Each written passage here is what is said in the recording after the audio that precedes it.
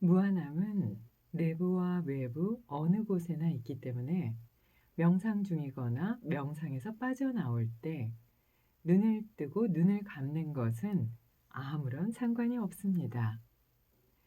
내부와 외부의 가치와 영역은 가장 깊은 대양의 한가운데에 상상의 문을 만들어 놓은 것과 같습니다. 그러니까 저쪽이라는 표시가 있는 대양의 문을 통해 지나갈 수도 있지만 이쪽 우러난 문으로 그 문을 통과할지라도 당신은 여전히 똑같은 대양 안에 있습니다. 바로 이와 같습니다. 대양에 입구와 출구가 없는 것과 같이 명상도 그처럼 입구도 출구도 없습니다. 들어가기 그리고 나가기를 멈추세요. 당신이 이미 깨어 있다면 또다시 깨어날 필요가 없다는 것을 이해할 수 있어야만 합니다. 하지만 잠들어 있다면 그건 또 다른 문제가 됩니다. 아쉽게도 우리는 모두 잠들어 있기 때문에 명상을 통해서 스스로 깨어나야 합니다. 지혜로운 스승들은 그들의 집이 무한에서 무한으로 늘어나기 때문에 이리저리 자유롭게 돌아다닙니다. 그들은 그들의 무한의 집 안에 있는 방에서 방으로 자유롭게 돌아다니지요. 깨달은 분들의 집은 우리의 집과는 비교할 수 없을 정도로 넓고 확장된 집입니다. 깨달은 분들의 집은 더 넓어지고 더욱더 확장되어서 자연스럽게 수많은 대륙을 포함하게 됩니다. 그래서 지혜로운 스승들은 여러분이 집 청소를 하는 것처럼 빗자루나 진공 청소기로 당신 자신들의 집을 청소하면서 돌아다닙니다. 때때로 그들은 집안을 더럽히는 아이들에게 너를 따라다니며 청소를 해야만 하는구나 라며 말하기도 합니다. 그래서 깨달은 분들은 스스로를 세상을 청소하는 청소부다 라고 말씀하기도 하죠. 가끔 그 아이들 중에는 성장해서 깨달은 분들의 수제자가 되어서 스승을 돕는 아이들도 있습니다.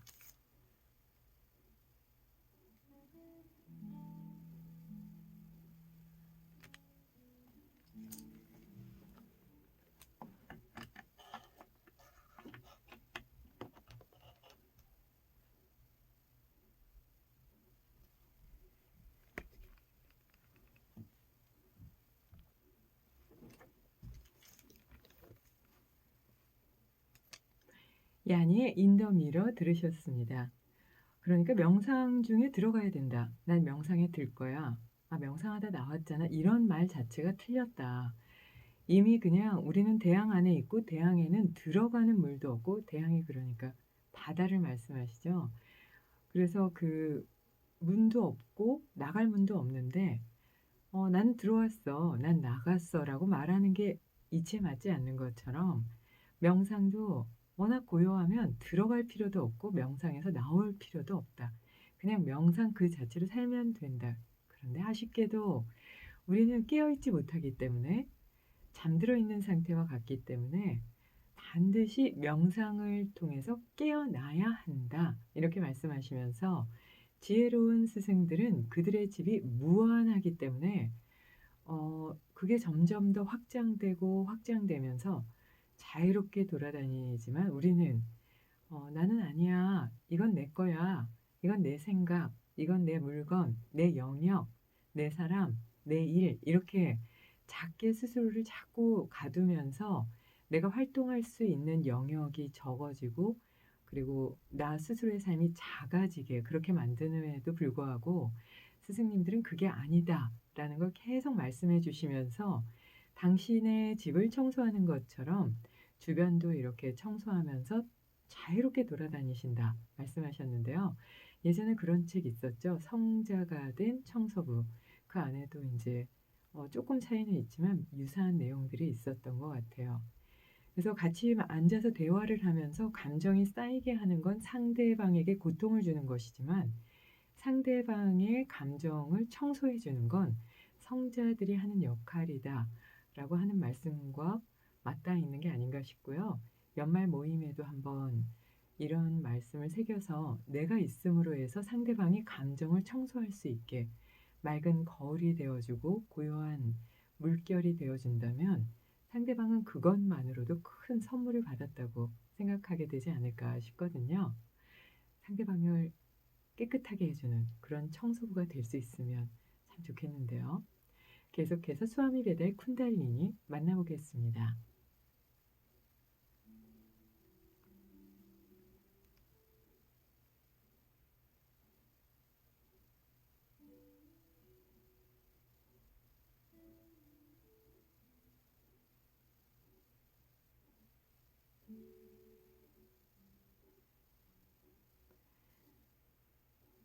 티베트는 위대한 지배자이며 초능력자들 중 하나인 남인도 왕에 대한 얘기가 전해집니다.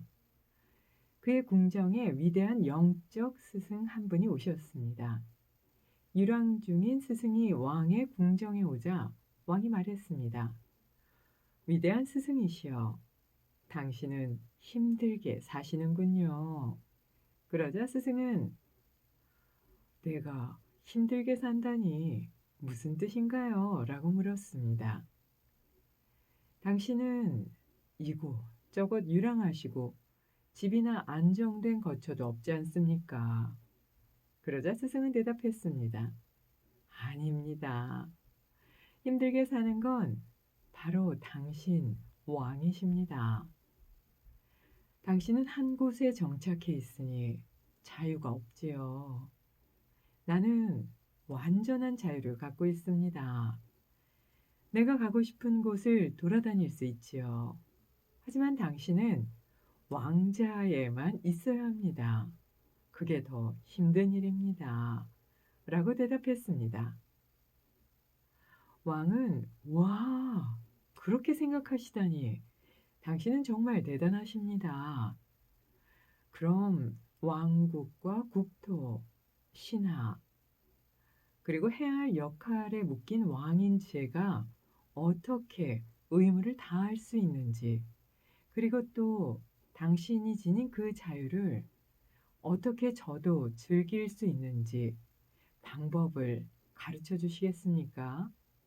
라고 물었습니다. 그러자 스승은 네, 알겠습니다. 자, 그럼 지금부터 방법을 전해드리겠습니다. 당신은 아무 데도 갈 필요가 없습니다.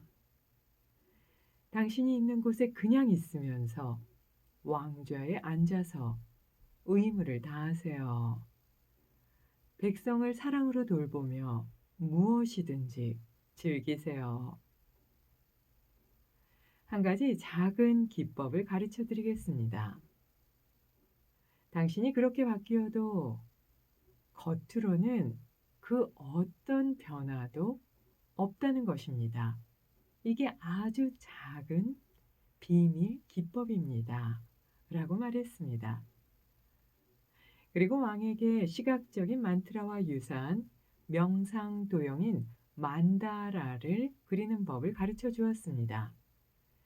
그리고 그 도형을 그의 엄지손가락 끝에 마음으로 그리라고 말했습니다. 이것이 그가 왕에게 가르쳐 준 것의 모든 것입니다. 바로 그 엄지손가락 자체가 매우 중요한 재산입니다. 의식의 중심을 나타내는 몸의 모든 온폭하게 들어간 곳은 겉에서 엄지로 측정할 수 있기 때문에 우파니샤드에서는 영적인 자아를 엄지손가락의 크기다 라고 말합니다.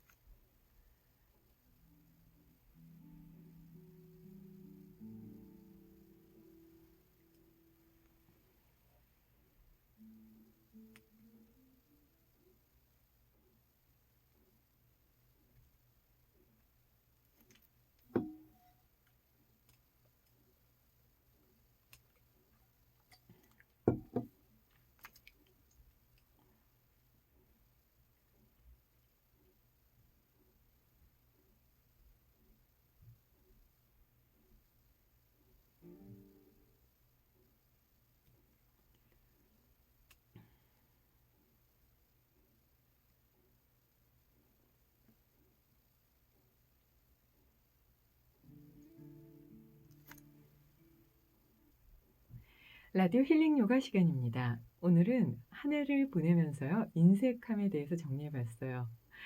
꼭 계속 한 해를 보냅니다. 한 해를 보냅니다 하니까 보내기 싫은 친구 막 이렇게 옷자락 잡고 보내기 싫은데 하고 늘어지는 느낌이 있죠. 그래서 어떻게 이 좀 정리를 잘해 볼까 이렇게 생각해 보니까 내가 인색해서 잘 나누지 못한 부분을 빨리 연말을 이렇게 핑계로 해서 좀 잘 나누면 그럼 나도 좀 더 편해지고 받는 상대방도 '아 기억해 줬네.' 하면서 즐거워하지 않을까. '서로가 행복해지는 방법이 아닐까.'라는 생각에 한번 정리해 봤는데요. 살다 보면은 항상 나눌 수만은 없죠. 가끔은 미소가 좀 인색해지기도 하고요. 나눔의 마음이 좀 인색해져서 내 것을 채울 때도 있고요. 칭찬이나 좋은 말을 나누는 게 좀 인색해지기도 하고, 게다가 또 거칠게 공격하고 밀어내고 무시하는 말은 오히려 너무 자연스럽게 잘 나누는, 그래서 정말 껄끄러운 관계가 되는 그런 상황도 있는 것 같아요. 여러분은 어떠셨나요? 인색한 부분이 좀 있었는데 '아 아쉽다.' 이러신가요? 아니면 '아 흡족하게 정말 아무것도 남김없이 나무가 모든 걸 나누듯이 그렇게 다 나누었다.' 이렇게 좀 말씀하실 수 있는 그런 한 해가 되셨나요? 이걸 인제 그 사전적으로도 찾아보면요. 재물을 몹시 아끼는 그냥 아끼는 거 아니고요. 몹시 지나치게 아끼는 그것을 인색함이다. 이렇게 얘기를 하고요. 그래서 어떤 일을 함에 있어서 재물뿐 아니라 말과 행동이 지나치게 박하다. 자기만을 보호하려고 한다. 이게 인색하다고 해요. 그러니까 쾌락이나 소유에 대해서는 아주 무절제하게 가지려고 하는 것. 이게 인제 인색함이라고 보는데요. 나를 좀 안정시키기 위해서 취하는 모든 건 인색함과 연결된다고 봅니다. 오래된 경전이죠. 수다니파타에서는 인색하고 덕이 없는 사람은 천한 사람으로 구분했습니다. 그러니까 미천하다 하는 건 뭐 어떤 옷을 입었는지, 작은 집인지, 작은 차인지, 좀 이렇게 해지는 옷을 입었는지 이게 아니라 나누지 못하고 쌓아가는 것, 그게 인색하고 그 인색함은 천한 사람이다라고 구분할 만큼 스스로를 귀하지 못하게 여기는, 내가 화수분과 같이 나눌 수 있다는 걸 믿지 않는 어리석음에서 나오기 때문이라고 하거든요. 그래서 남을 괴롭히고요. 욕심이 많고 인색해서 덕이 없으면서 '그래도 나는 존경받아야 돼.'라고 하면 그 부끄러움을 모르는 그런 사람을 천한 사람으로 아시오라고 경전에 적혀져 있습니다.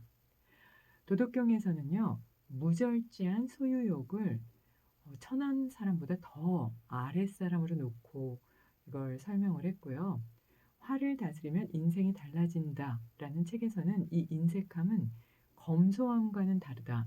검소함은 아껴 쓰는 거지만 인색함은 내가 갖고 있는 걸 다른 사람이 사용하고 소유하는 게, 그래서 그가 즐거워지는 게 싫어서 나누고 싶지 않은 화해, 아주 어둡고 질이 좋지 않은 성향이다. 이렇게 써 있어요. 이런 마음 갖게 되죠. 이거 내가 갖고 있으면 버리기는 조금 그렇고 쓰진 않지만 쟤를 주면 더 잘 쓸 것 같아.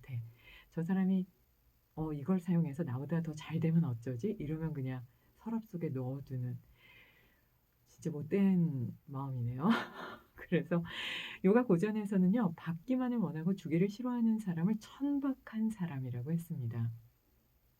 디가 니까야 경에서는요. 무엇이든지 가지기만 하고 적은 것으로 많은 것을 원하며 이익을 챙기기 위해서, 그래서 봉사하는 사람은 친구조차도 해서는 안 된다. 그러니까 진정한 봉사가 아니라 내가 좋아지기 위해서 하는 봉사는 남의 고통을 내가 정말 나의 삶을 위해서 밟고 올라가는 거잖아요.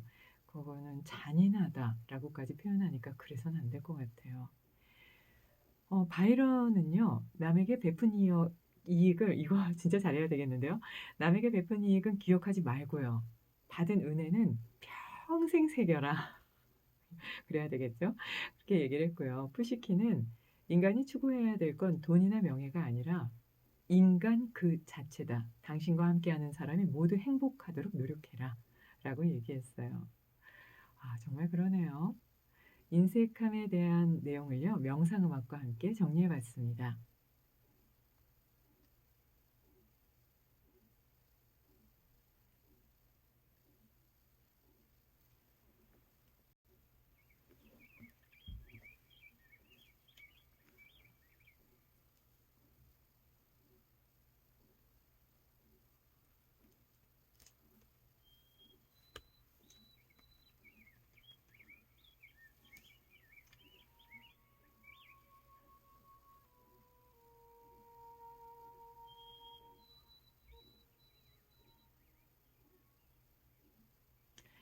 인색하다는 것은 모든 정신적, 물질적으로 그리고 상황에 대해서도 지나치게 박하거나 나누지 못하고 쌓아두는 마음입니다. 또한 재물에 대한 무절제한 욕구이며 세상 물질에 대해 지나친 애착을 갖는 것을 의미하기도 합니다. 그러니까 인색함은 욕망과 욕심으로 가득한 어둡고 무거운 마음인 것인데요. 인색한 마음의 근본 바탕에는 스스로를 보호하고자 하는 의지와 미래에 대한 두려움이 강하게 내재되어 있다고 봅니다. 결국 모든 것에 인색하면서 내 삶이 풍요롭고 행복하기를 원하는 건 마치 어떤 씨앗도 뿌리지 않고 추수의 계절에 풍성한 곡물이 나기를 원하는 것과 같을 겁니다. 진심으로 나의 삶이 풍요로워지고 행복하기를 원한다면 정신적, 물질적 인색함을 버리고요. 갖고 있는 가장 소중한 걸 아낌없이 나눠주면서 작은 것에도 진심으로 감사해야 하고 스스로의 모자람과 부족함에 대해서 언제든지 인정할 수 있어야 한다고 했습니다. 그래서 가장 좋은 스승은 아낌없이 지식을 나눠주는 사람이고요. 가장 넉넉한 사람은 자기 자신에게 주어진 몫에 대해 불평불만이 없는 사람이라고 했습니다. 혹시 의식하지 못하는 동안 쌓아두고 소중하다고 생각해서 품고 있었던 어리석음은 없는지 세심히 살피고 아낌없이 나눌 수 있어야겠습니다.